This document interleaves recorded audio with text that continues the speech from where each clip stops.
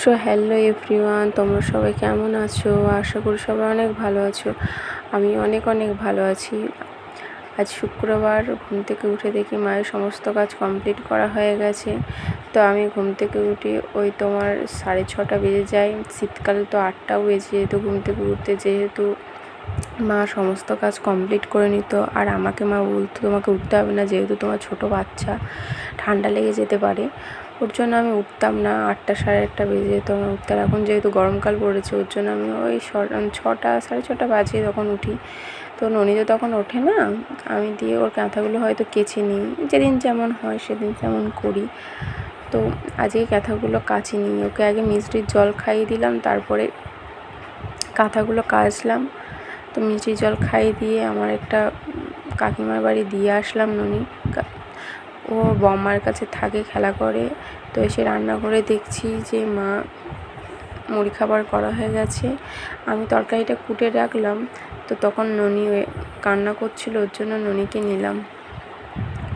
কি বলো তো, একটা কথা আছে না, যে তুমি যদি কখনো খারাপ থাকো, লোকে তোমাকে কখনো বলতে আসবে না যে তুমি খারাপ আছো, কিন্তু তুমি যখন ভালো থাকবে তখনই দেখবে মানুষের সহ্য হয় না। এটাই হচ্ছে একটা বাস্তব কথা। তো মা এখানে পেঁয়াজিগুলো করে রেখে দিয়েছে মুড়ি খাবারের জন্য। তো আমি যেই ফোনটা আর কি অন করেছি, তখনই বদমাইশি বন্ধ হয়ে গেছে। তার আগেই যে কি বদমাইশি করছিল, তোমাদের যদি কোনো দিন একদিন পারি দেখাবো। এত দুষ্টু হয়েছে, কখনো পা দুটোকে কামাই দেবে না, সব সময় পা ছুটতেই থাকবে।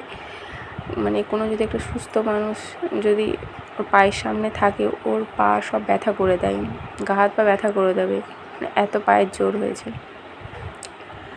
তো তোমরা যদি আমার প্রেগনেন্সির জার্নি শুনতে চাও তো কমেন্ট করে জানিও। সত্যি আমার প্রেগনেন্সি জার্নিটা প্রচণ্ড কঠিন ছিল, তবুও আমি সেই কঠিন জিনিসটাকে সহজ করে আজকে মা হতে পেরেছি। যদি কোনো দিন সুযোগ হয় তোমাদের আমি শোনাবো যে ডে 1 থেকে আমি কতটা কষ্ট করেছি। আর আমার ফার্স্ট প্রেগনেন্সির জার্নিটা জানতে চাইলে কমেন্ট করে জানিও। আর ভিডিওতে যদি কোনো ভুল ত্রুটি হয়ে থাকে একটু বলে দিও, আমি সেটা ঠিক করার চেষ্টা করব। ভিডিওগুলো কেমন লাগছে একটু কমেন্ট করে জানিও। আর চ্যানেলে নতুন হয়ে থাকলে একটু সাবস্ক্রাইব করে দিও।